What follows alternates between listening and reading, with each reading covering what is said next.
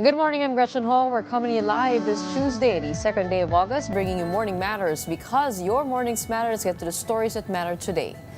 Contractors for flood control projects were grilled at the Senate Blue Ribbon Committee hearing yesterday.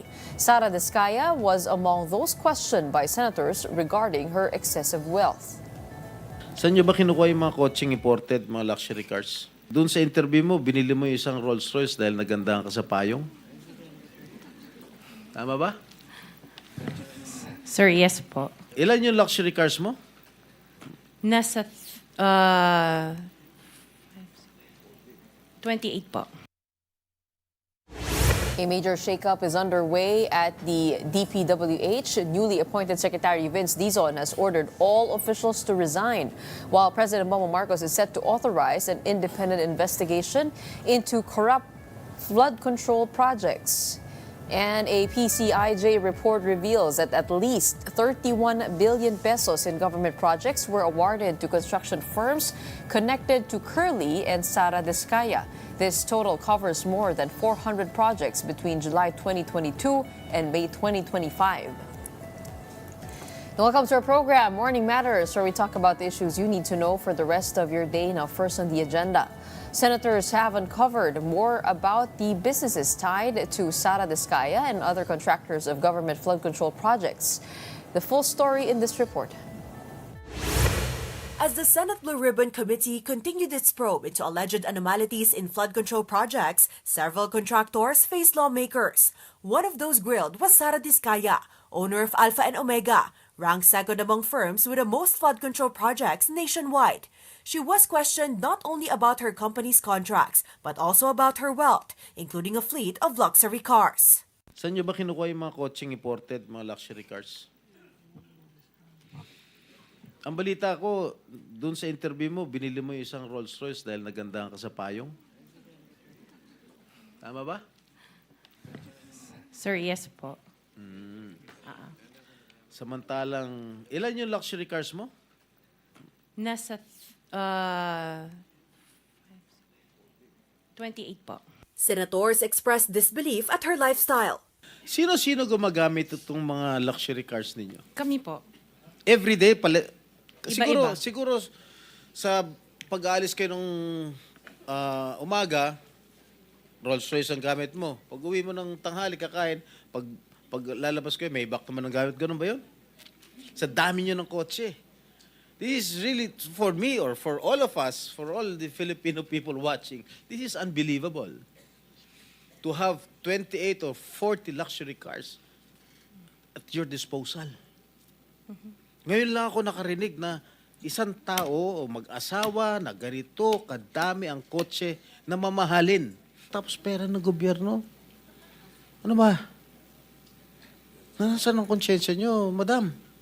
Lawmakers then pressed Diskaya on when she began earning such vast sums. In a past interview, she claimed her life improved after winning contracts with the Department of Public Works and Highways. But at the hearing, she clarified that her firms had been in the construction industry for 23 years, not only under DPWH, but also through LGUs. She admitted, however, that her companies began securing flood control projects in 2016 during the Duterte administration. Kailan kayo nag-engage ng flood control project sa DPWH? Siguro mga 2016 onwards. Please make sure of your answer. Yes po, 2016 onwards po. 2016 onwards? Yes po. 2016 onwards. St. Gerard, Alpha and Omega, we have been in the construction business for 23 years. So I would presume na in the 23 years, pwede naman siguro kami po kumita. Yung billion, when I said DPWH, because prior to that, we were in local government. So ang hirap makasingil sa local government. They spliced the video that was taken of me and just mentioned the DPWH. So contractor na po kami for 23 years. Meanwhile, Senator Bongo distanced himself from his father's company, CLTG Builders, which once partnered with Diskaya. Kung meron pong pagkukulang o deficiencies or mali, ako mismo po ang magre-rekomenda sa committee ito na kasuhan kayo kahit kasama ang kamag-anak ko. From 2022 to 2025, Discaya's firms reportedly won around 400 projects nationwide. She denied involvement in ghost projects. Still, senators raised suspicions of preferential treatment, pointing out that her 9 construction companies often won bids and sometimes even competed against one another. Nakakapagtaka dahil yung siyam na construction companies niyo, yun ang laging favored, kumbaga, sa bidding. Kasi ang balita ko, isa kayo sa mga una nakakita at nakakapili ng mga projects. Bago pa mabuo ang National Expenditure Program, yung tinatawag natin na NEP. Parang menu lang sa restaurant na nakaka-order kayo kagad. Sino ang point person nyo sa DPWH na nagbibigay sa inyo ng informasyon na ito, o para sa inyo, ito para sa kanya? Sino? Sir, wala po akong nakakausap po. Wala kang kilala sa DPWH? Wala po. Hindi kami maniniwala niyan, wala kayong kilala sa DPWH. Discaya also admitted that she's a part owner of 9 construction companies that secured government projects. At first, she claimed she had already divested from those firms and was only focused on Alpha and Omega. But it later turned out that she was still the chief financial officer of those companies. Bakit po ikaw ang CFO pa rin kung nag-divest na po kayo, official pa rin po kayo dyan? Tumutulong lang po ako dun sa mga ibang companies po. So you haven't, with the permission, you haven't completely divested all your interests. So you didn't divest totally. You're still the CFO according to you. Opo. Sagot po dyan, Senate Pro Temp, nagbibiding-bidingan. Other contractors were also questioned. Mark Alan Arevalo, owner of Wawaw Builders, ranked 12th among top recipients of flood control projects, invoked his right against self-incrimination when asked about alleged ghost projects in Bulacan. Your Honor, I invoke my right against self-incrimination, Your Honor. Anak ng patingo. Tinatanong ko, how can my question incriminate you? Tell me. Tinatanong ko lang saan yung proyekto mo. I invoke my right against self-incrimination? Sorry po, Your Honor. Arevalo later apologized, narrowly avoiding contempt. Meanwhile, Marjorie Samidan, owner of MG Samidan Construction, which reportedly had only 250,000 pesos in capital but bagged 5 billion pesos worth of flood control projects, denied involvement in ghost projects. The truth behind the so-called flood control scam is beginning to surface, but more remains to be uncovered. To this day, it's still unclear who truly profited while ordinary Filipinos continue to suffer in floods. Senator Erwin Tulfo reveals fresh allegations of insertions in the 2026 budget for flood control projects. In an interview with 1PH sa Totoo Lang, Tulfo said own sources told him the insertions were directed straight to the Department of Budget and Management, allegedly pushed by certain lawmakers lobbying for flood control projects. He added that contractors may have colluded with lawmakers, regional directors, district engineers, and project engineers to secure billions worth of projects. Hindi na nahiya kung sino man yung mga tao na yung mga politiko na yun. Hindi na nahiya, hindi na natakot na may investigation na tapos pipilitin pa magkaroon ng insertion. And I believe, according to my source, ginawa yon paggawa ng net, may bumulong na doon sa DBM na mag-i-insert sila. On the big story, Senator Jinggoy Estrada cast doubt on the credibility of Department of Public Works and Highways officials in the Senate probe on flood control projects. He said Undersecretary Maria Catalina Cabral, for one, is unlikely to admit knowledge of alleged kickbacks, rigged biddings, and ghost projects. The most powerful person in DPWH after Secretary Bunoan. I heard that he could call almost all the projects distribute to mga contractors nationwide, not only Metro Manila. I don't expect her to admit it, but I don't believe her. Newly appointed Public Works and Highways Secretary Vince Dizon orders all DPWH officials to resign from their posts. More in this report.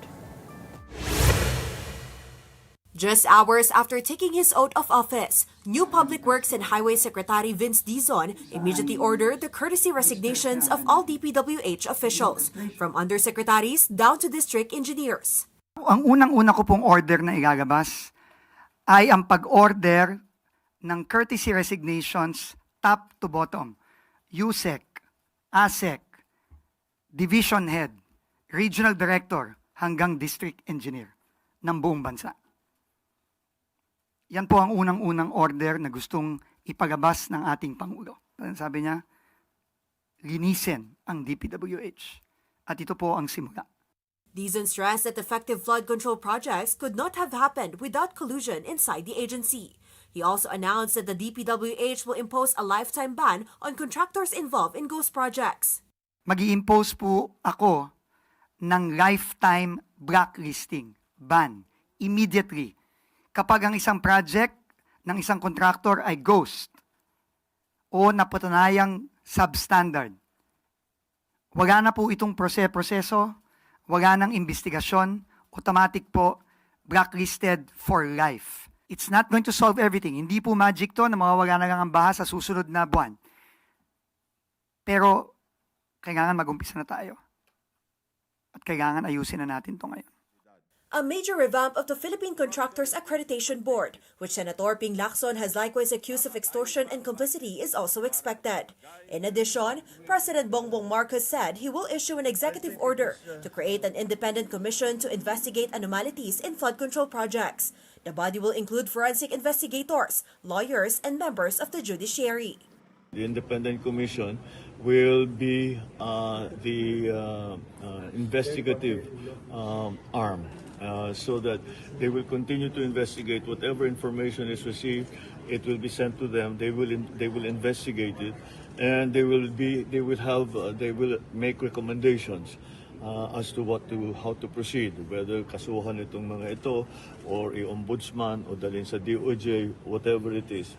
The president also shared that former DPWH Secretary Manuel Bonoan resigned out of adherence to the principle of command responsibility. Marcos added that Bonoan himself insisted he should be held accountable for issues in flood control projects that occurred under his watch. I think it was Secretary Bonoan who said that he took responsibility because it was under all of these things happened, all of these problems happened under his watch. So under the principle of command responsibility, he felt that he should leave his post. The president is hopeful that moving Dizon to the embattled agency will help restore public trust in DPWH. He seems he's done a very good job at the OTR, and I think he's already set the stage for all of the things that we need to do. So pwede na niyang iwanan and go to public works, because he's also familiar with the workings of the Department of Public Works and Highways. DPWH Secretary Vince Dizon expressed opposition to internal committees investigating alleged anomalies within the agency, saying an independent commission should handle the inquiry. In an interview on the radio program Ted Filon and DJ Chacha, he shared that discussions with former DPWH officials, including Babes Singson, show the agency has many capable personnel, often overshadowed by bad apples. Dizon also emphasized that the president's mandate is to clean house and to fix ongoing projects. Now, reflecting on his departure from the Department of Transportation, he admitted it was a difficult decision but expressed confidence in Acting Secretary Giovanni Lopez, assuring that the DOTR will continue to operate smoothly. We will have to do it externally, Sir Ted. We cannot investigate ourselves. And yun nga po ang kagandahan ng independent commission na itatayo ng ating Pangulo. In-announce po niya ito kahapon. Lahat po ng impormasyon na makalap po ng bagong team na papasok, ipapasa po sa independent commission. Pasensya na po, pero hindi po ako sang-ayon sa ahensang nag-iimbestiga sa sarili niya. The Department of Trade and Industry vowed a major cleanup of Philippine Contractors Accreditation Board, or PCAB, following reports of irregularities in contractor licensing and accreditation. Trade Secretary Cristina Roque said the move seeks to restore accountability and transparency in the agency. She added that a fact-finding team has been formed to investigate, coordinate with relevant agencies, and recommend reforms. PCAB, for its part, assured that licenses are not for sale and said it is investigating schemes involving individuals misrepresenting themselves to offer shortcuts. Up next, a performance audit of government flood control projects has been ordered by the Commission on Audit following reports of anomalous and substandard construction. Let's discuss this with former COA Commissioner Heidi Mendoza when Morning Matters returns. Keep it here on One News.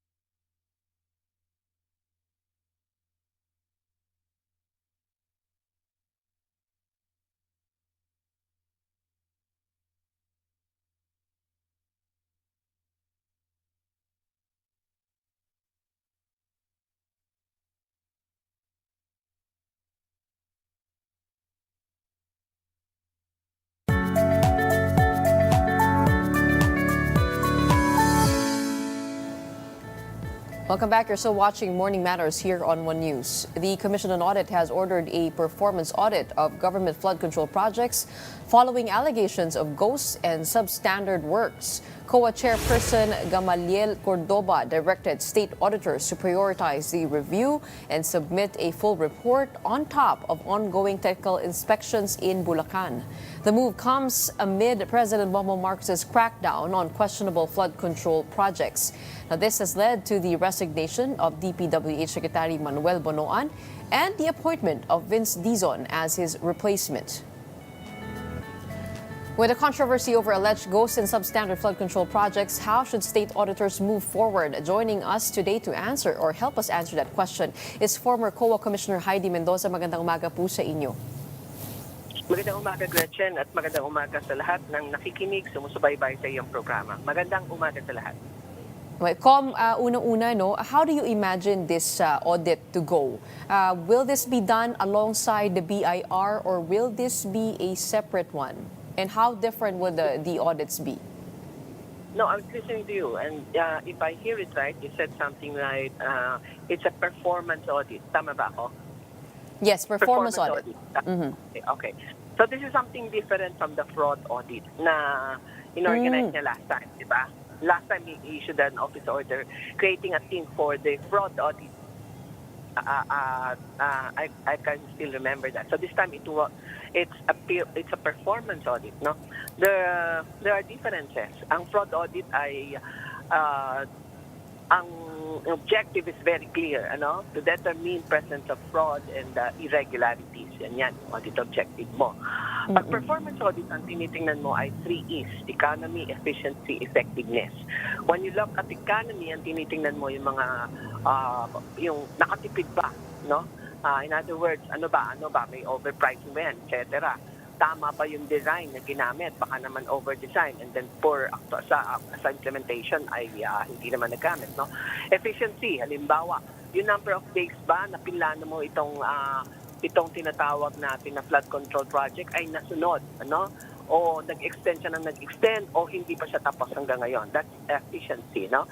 Or number of manpower versus yung ginamit talaga, or the number of days na targeted completion vis-a-vis yung actual number of days.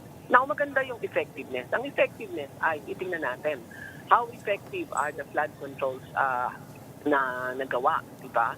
So yun ang pinakang I would say, pinakatampok na pagkakaiba ng dalawang uri ng audit. On the other hand, ang gusto nating sabihin dito ay, at sa palagay ko, nabanggit ko na sa ibang interview, ay dapat sana ay merong tawag natin in the interest of time, di ba? Yung performance audit, kailangan yan. Pero ito yung tinatawag natin on the preventive side, di ba? Kasi pag-aaralan mo, ano ngayon yung naging problema? Ano yung root cause? Bakit meron tayong mga tinatawag na ghost project? Bakit tayo meron tinatawag na mga overpriced na bid item? Bakit meron tayong tinatawag na nakakangkong or paano ko ba anin yan? Na favor ang mga ilang contractors, di ba? So maganda yan dahil yung system ang titingnan. Oo. But as of this time, meron tayong mga dapat pagtuunan ng pansin. For example, yung mga ghost projects. And I was happy that I heard yesterday na nakapag-issue na kaagad ng disallowance ang COA. So, Gretchen, let me take this time to clarify. Kasi kahapon, nakikinig ako, at yun din ang mahirap kapag ang ginagawang investigation during sa House at sa Senate, galit na galit yung mga nagtatanong at hindi iniintindi yung sinasagot ng auditor. At meron pa nagtanong, yan din po ba ang sagot ng chair? Gusto natin tanongin, hindi ho yan personality-based, Ito ho ay sistema at proseso. Matatagal ng pinag-aralan ng auditors natin. So what I'm trying to point out is this. Sinabi ng auditor na walang vouchers na naipadala. Ang tanong nila, bakit hindi kayo nag-audit? Wala ng vouchers Saan magsisimula yung audit? Ayun, yan yung performance audit. Okay? Okay. Pangalawa, nakita natin yung proactive na stand ng COA, Walang vouchers, pero nag-issue na kagad sila ng notice of disallowance.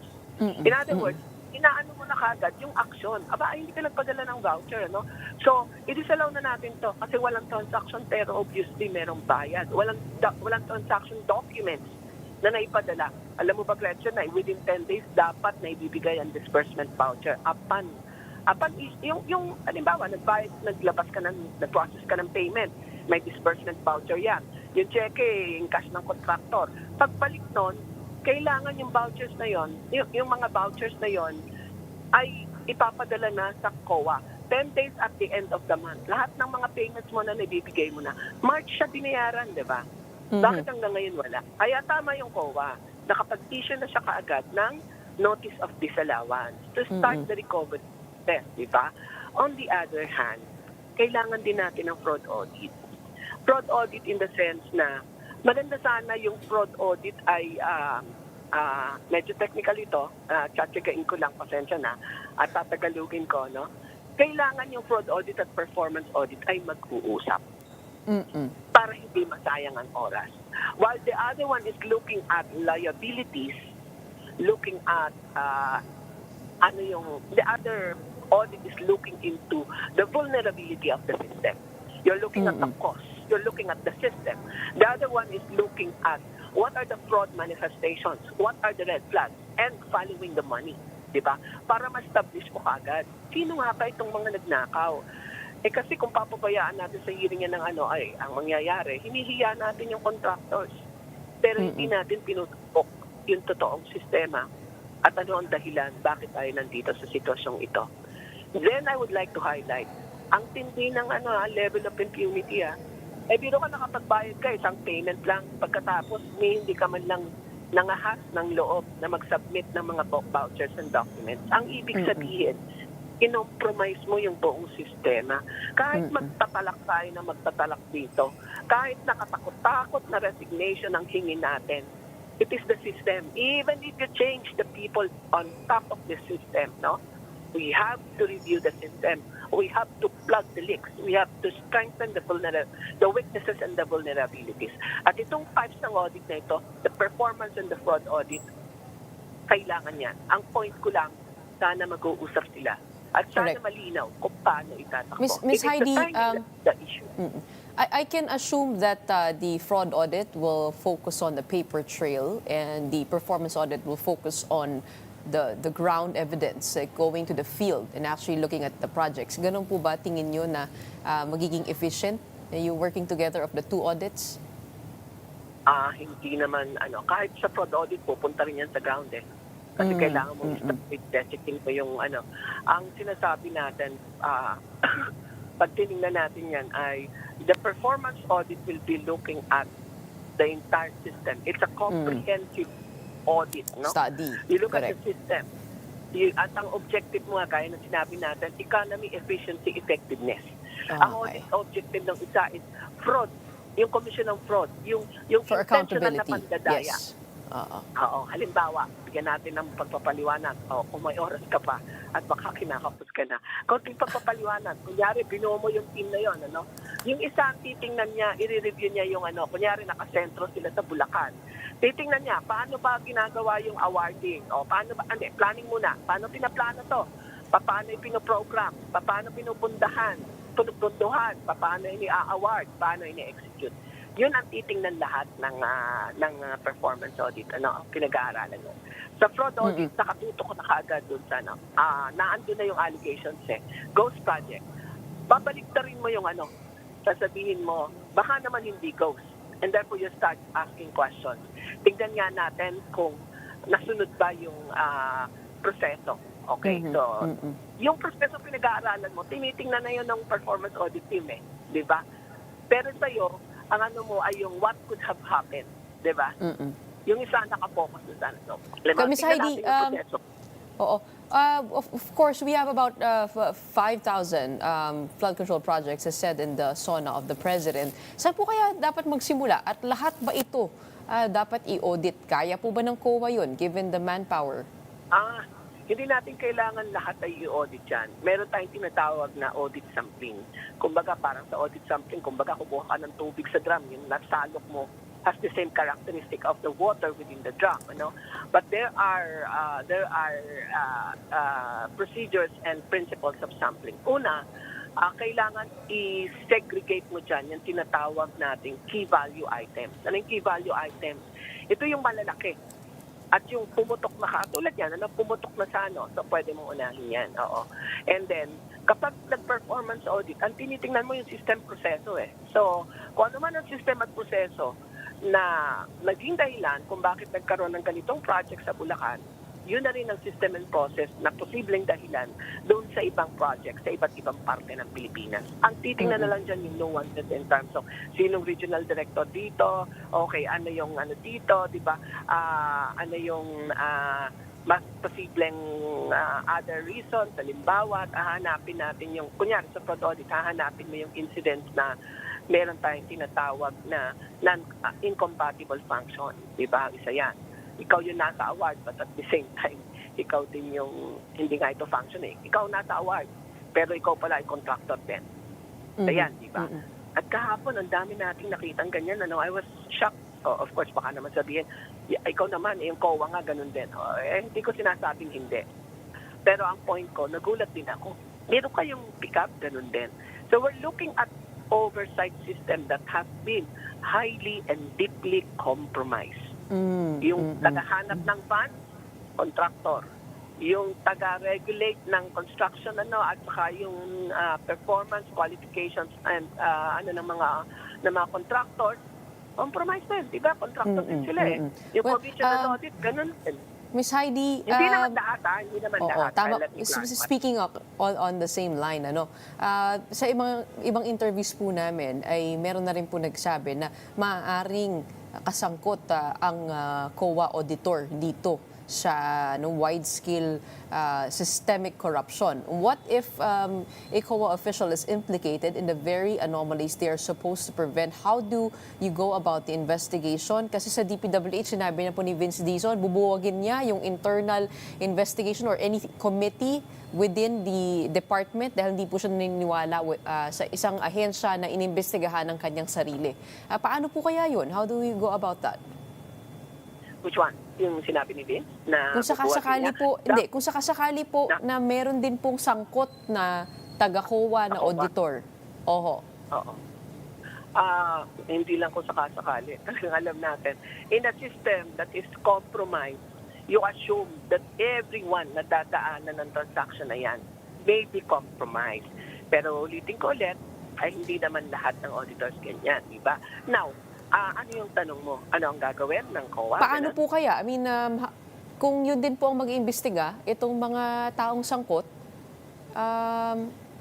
makakasiguro po ba tayo na yung audit mismo na, yung report na ibibigay po nila ay malinis and accurate?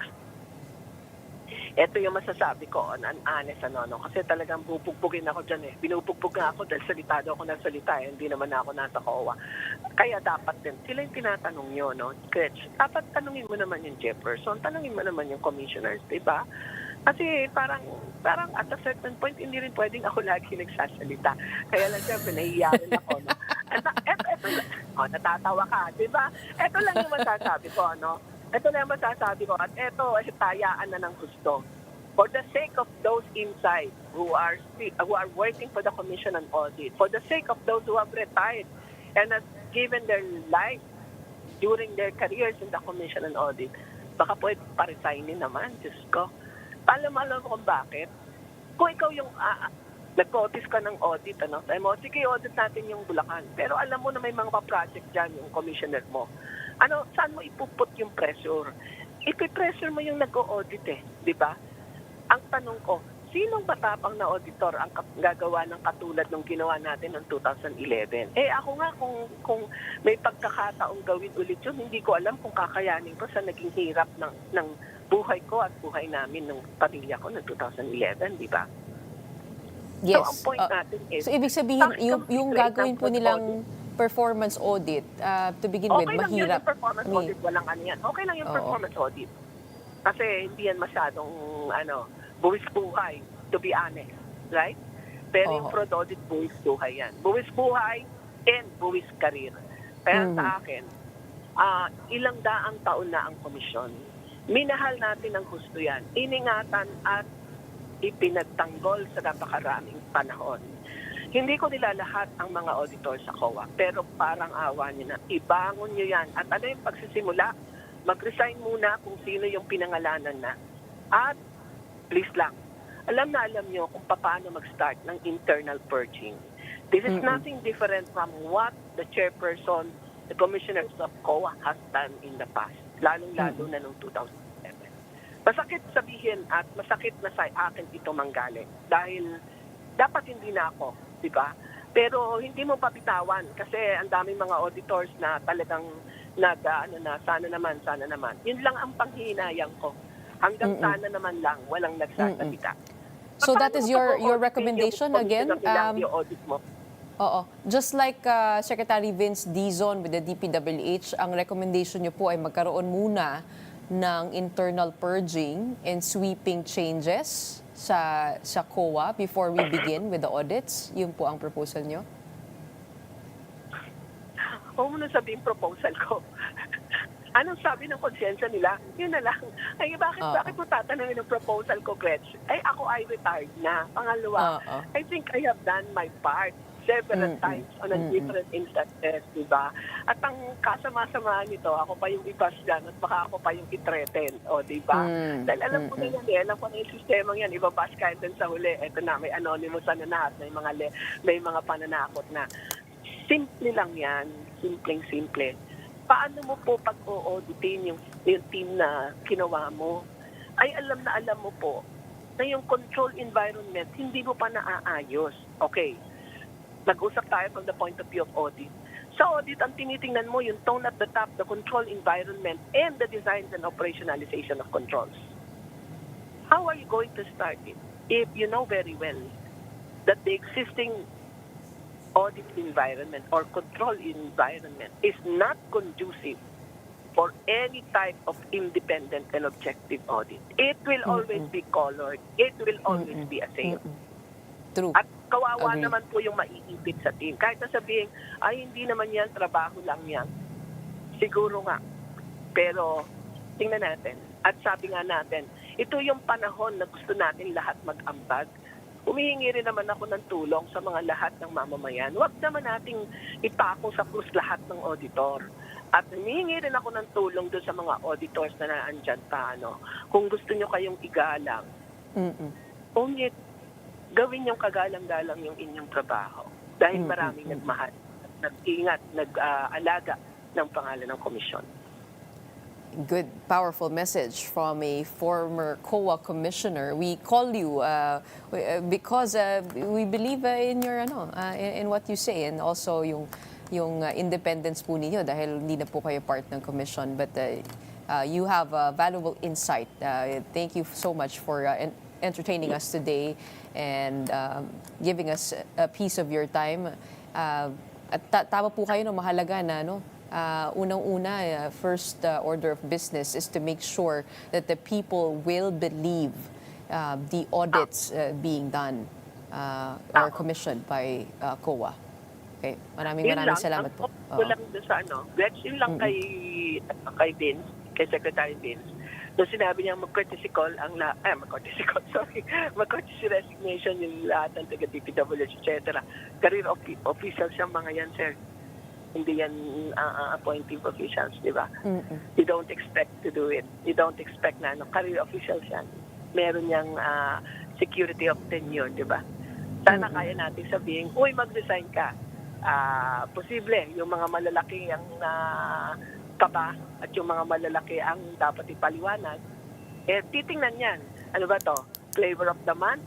Ano ba to? Flavor of the year? O mukhang makatotohanan? At doon natin makikita kung ilan yung magano. Well, it happened. It happened several times in different agencies. Nung pumasok kami sa COA ng 2011, marami din nag-resign. At hindi naman natin sinasabing perfecto ang ating sistema, perfecto, maraming pagkukulang. Kailangan lang sigurong i-assure na huwag naman yung papatsi-patsi papatsi-patsi yung... Ma'am, maaari po bang mag-resign na nasi-secure po nila yung mga benefits po nila even when they choose to hand over the resignation? That's exactly the point. Kung halimbawa sabihin mong nag-offer sila ng pero kailangan alam mo dyan, ang wino-worry ko yung mga cash advances na malalaki. Kasi tinitingnan ko yung ang lalaki ng mga posibleng cash advances, etc. Hindi kasi malayo na may mga project, although capital outlay, cash advance, kaya nga ghost project, etc. Well, baka sabihin ang bobo ko ha. Ang sinasabi ko lang, ito yung isang pwedeng bantayan, di ba? Oo. So, hindi ganun kasimple yun. Tama ka. Paano kung mag-resign yung lahat ng pagkatapos?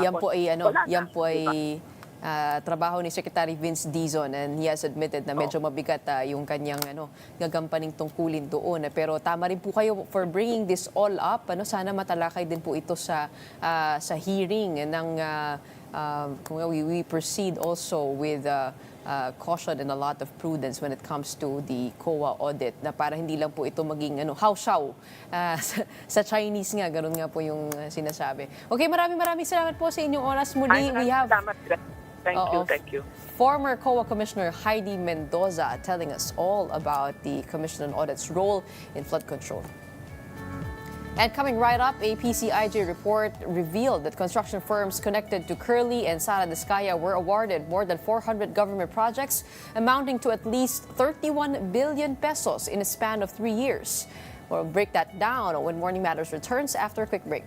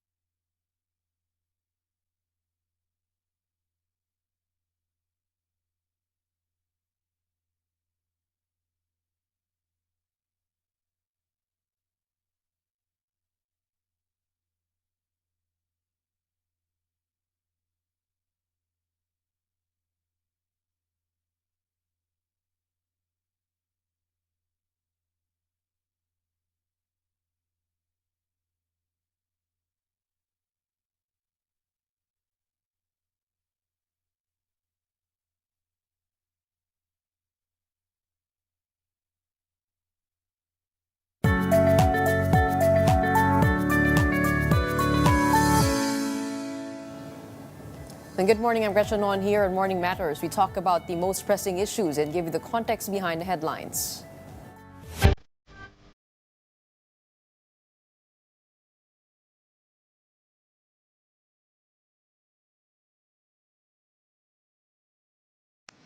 Construction firms owned and linked to Curly and Sara Vizcaya secured at least 31 billion pesos worth of government projects from July 2022 to May 2025. That's according to a report by the Philippine Center for Investigative Journalism.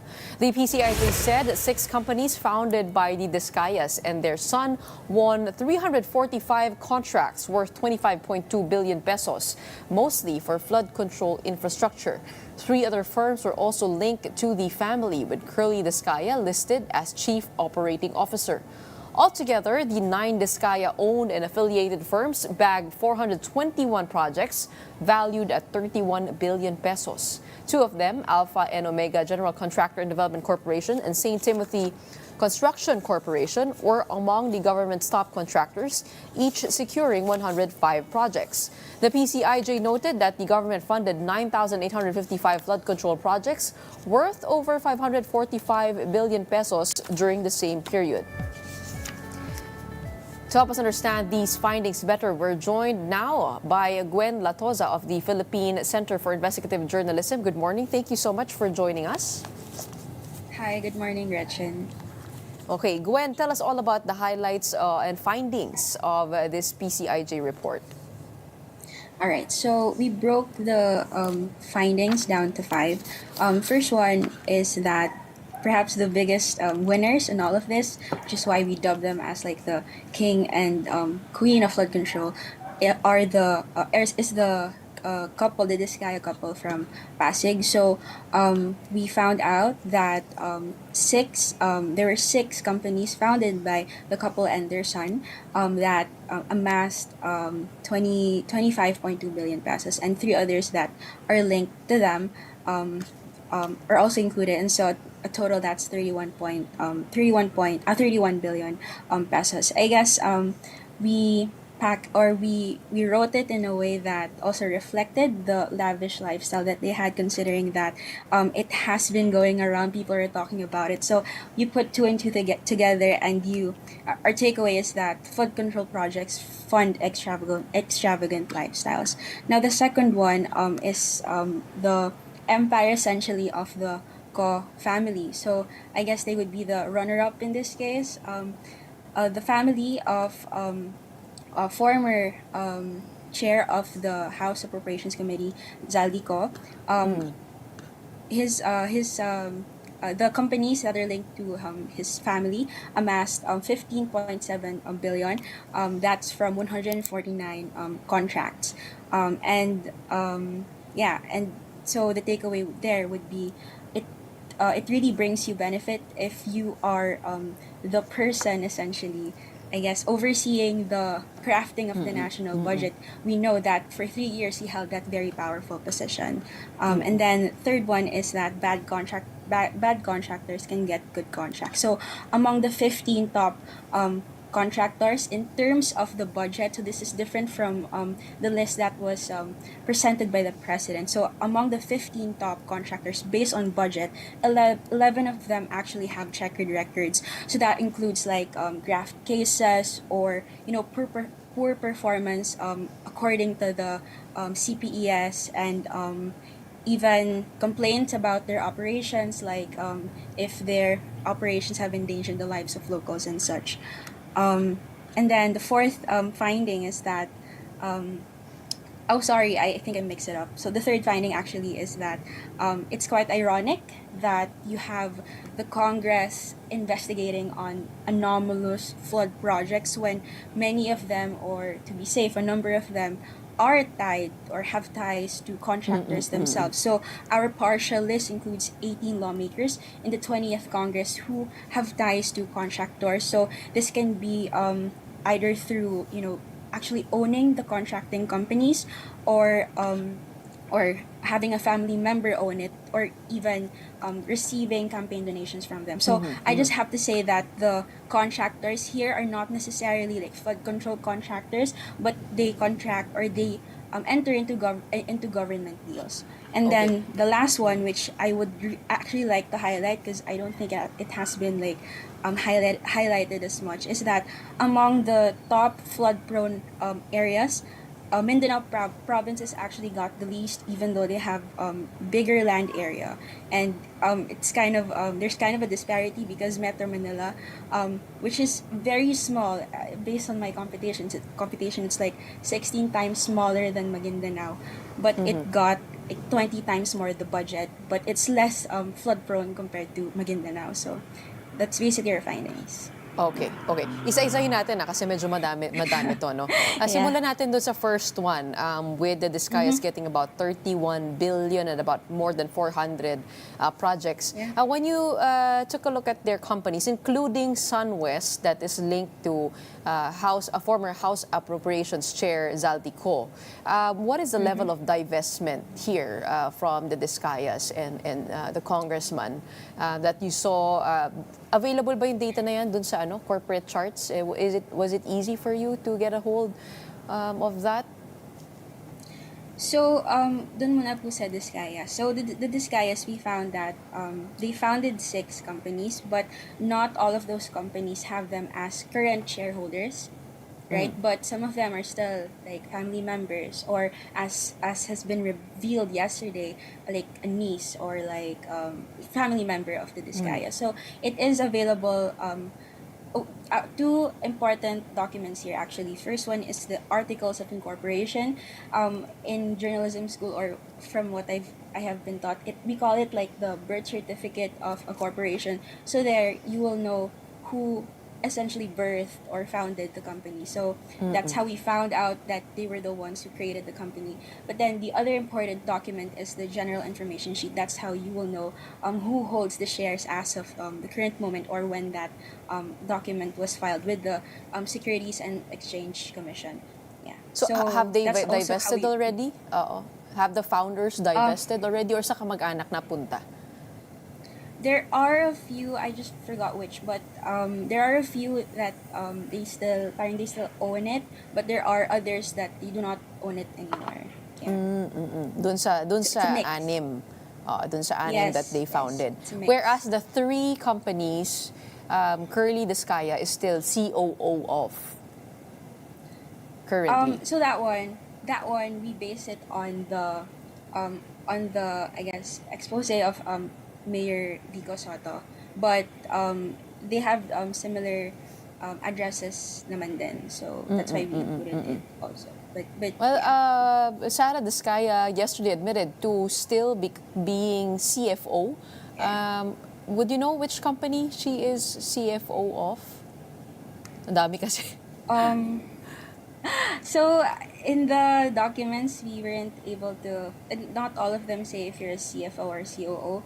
I have to check. On Okay, that. okay, But oo. yeah, what we're sure of is that 6 of these companies were founded by them and their son. That's clear cut.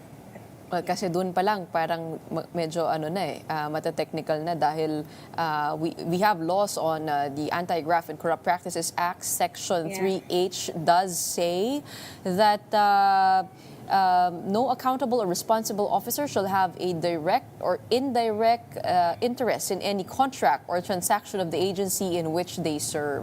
So contracts entered into contrary to this provision are considered void, and liable officials may be held accountable for damages. So nasa administrative code natin yan. But when it comes to SunWest, they just have one company here. What is the level of divestment of Zaldico? So with SunWest, he and his brother Kitco were the founders, but they're not anymore included in the shareholders. They're not shareholders anymore. But with FSCO Builders and Supply, the contracts as late as this year still state their sister, who is now the vice governor of Bicol, as the owner or manager. Basta siya po yung representative in the contract. So so at least with FSCO, there's still that share, I guess. Unless, What contract unless are you referring to? What contract are you referring to? It's a DPWH contract. I have to check, but if you look at like the contracts between FSCO and the DPWH, the name of the current governor, vice governor is there. Yeah. Okay. Regarding the DPWH, no, even the senators have said they have difficulty getting information from the DPWH. Hindi pa raw sila binibigyan ng mga dokumento. What is the public able to access now? Okay, so the public can actually access all the contracts between the government and different district engineering offices all like across the country. The DPWH, in fairness to them, they have a very useful database. Yeah, so they can search there. It's just not like we call it OCR, or it's not parang you can't highlight from the PDF, but if you search the specific companies, they will show up one way or another. They're there. I guess you just have to organize it. So Kumbaga, yeah, it is so that possible. one, It is possible to build up cases from the data that's available. yeah. So DPWH, that is public. The SEC records, though, actually we had to shell a lot of money for that. I think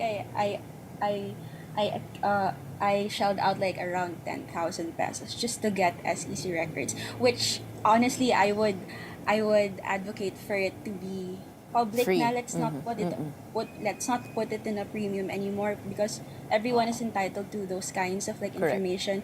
If they found out, oh, this company has a project in their area, then they can readily access who are behind these. Of course, the SEC can redact like sensitive information, but at the very least, the names, documents should be available to everyone, so we don't have to, pay for it more. Okay, Yeah. okay. Let's go to the second one. Bad contractors. 11 still had checkered records, as you mentioned. This one, is this information also available online? I mean, yung mga infractions ng mga companies.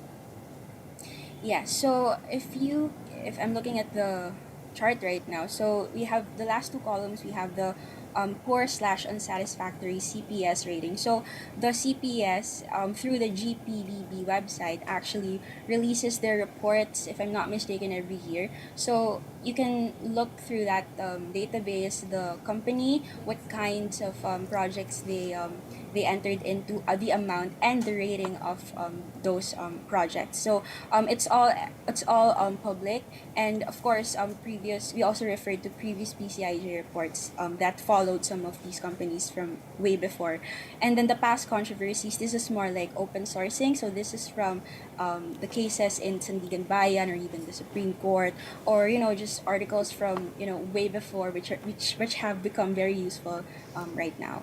And the last point I wanted to ask about, which was also raised yesterday, was the bidding process where Sara Diskaya admitted to having multiple of her companies bid for the same project. Is that information also available to us? No, Do you have a that study one, on that?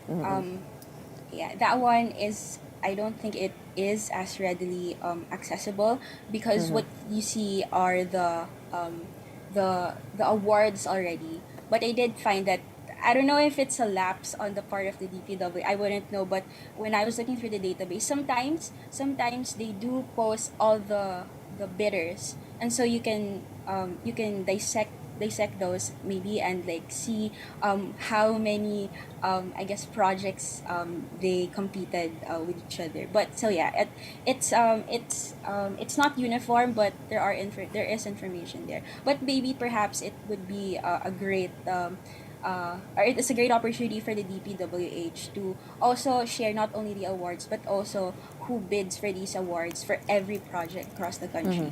Yeah. Well, kahit yun kasi ay may kaso na rin yun, yun ay labag sa RA 10667, anti-competitive agreements. Bidders who agree to manipulate bidding outcomes, even indirectly, can be criminally liable. If one person controls multiple bidders, even without an explicit agreement, it may be interpreted as bid rigging or unfair competition. Pati na rin sa sa RA 9184, the Government Procurement Reform Act, which prohibits 2 or more bids for the same contract by entities in which an individual has controlling interest. So there are clear cases to be pursued here. What is next on the agenda of PCIJ? Go ahead. Okay, if I may point out something, so it's not only them bidding against each other. We saw in the data that there are companies, 2 companies owned by them or linked to them that enter into joint ventures. So I think that's actually more disadvantageous because it's 2 entities who are essentially owned by or backed by the same by the same people. Yeah, and so we enumerated that in the first chart when we have like Alpha and Omega and Elite, like in a joint venture, St. Timothy and Elite, and so on. But yeah, continue. Yeah, I just wanted to point that out. The word you're probably looking for is egregious. Okay, what is next on the agenda of PCIJ? What are you looking at next? So now we're looking at the per province because